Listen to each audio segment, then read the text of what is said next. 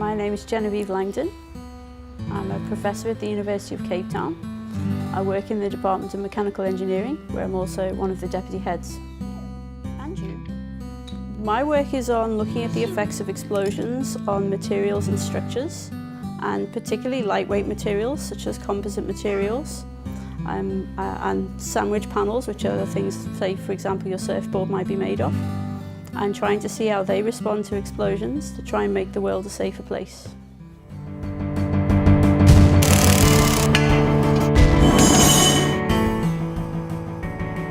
BISRU is an accredited research unit at the University of Cape Town. We're based in the Department of Mechanical Engineering.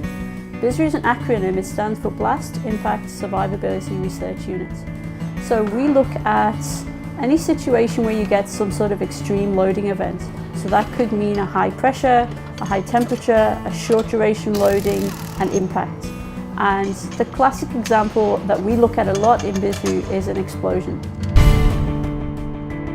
There's three people who are licensed to get to make charges here. It's myself, Professor Langdon and Professor Nurek. As much as we love blasting, we want to get as many students in. It's a bit difficult, because of the time we've got.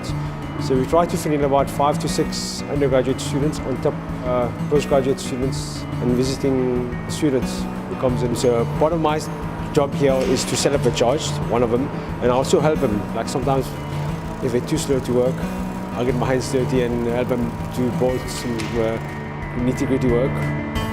My name is Canal, and my project was about optimizing circular plates. I did some simulation to find an optimum shape that will create less deflection for the plates, and right now we're blasting them to find out the deflections, and then we're going to compare them to just a normal standard plate. Obviously, for health and safety reasons, we don't allow access to explosives to just anybody that walks through the door. So myself and Dr. Chung are the only two that are licensed. We're the only ones that handle the explosives and the detonators. Explosives are dangerous for a number of reasons. One of the things that they put in an explosive is a tracer, which makes it poisonous to stop terrorists eating it and trying to carry it out of the country undetected, for example. So you must handle all the explosives wearing gloves so that you don't transfer that into your hands and then eat something. And then the other thing is explosions create a lot of noise. So aside from the physical risk of injury should it go off prematurely when you're holding it or whatever, once that's all dealt with and everything's set up properly, everybody must be wearing ear protection because that's the next risk, is noise. Then there's a siren that we set off which just lets everybody know outside of the immediate area that there is about to be a blast. UCT isn't being hit by bombs from outside or terrorists. This is a plastic explosive. It looks just like Play-Doh, except it's an adult version.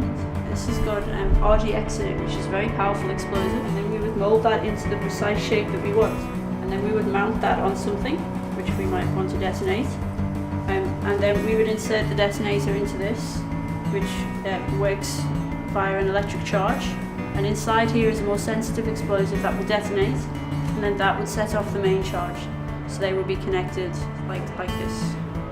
And that's how we do our experiments, looking at different shapes, different sizes of explosive, putting them in different places relative to the structure or the target, and then looking at the response, and then trying to use instrumentation to understand what happened during the explosion, the loading, the response to the structure, and then using that information to make better decisions about blast protection.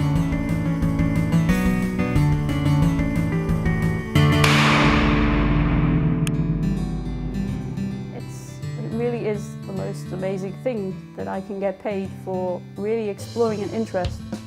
Every day is different, which is what's really great about it. I'm very lucky in that my husband put his career on hold when we had the children, and he committed to staying at home so that I could carry on doing research. It just takes a lot of effort to try and manage your time so that I can be home when the boys are around. Going to work's a joy, it's not a chore. I can work on problems that are of interest to me and hopefully to the rest of the world. And I get to influence students, teach them something, they grow, they learn, they develop, and I get a kick out of that. And then I can come home energized when I've achieved something, and that's exciting, and then I can be with my family and enjoy them as well. So I'm actually very fortunate.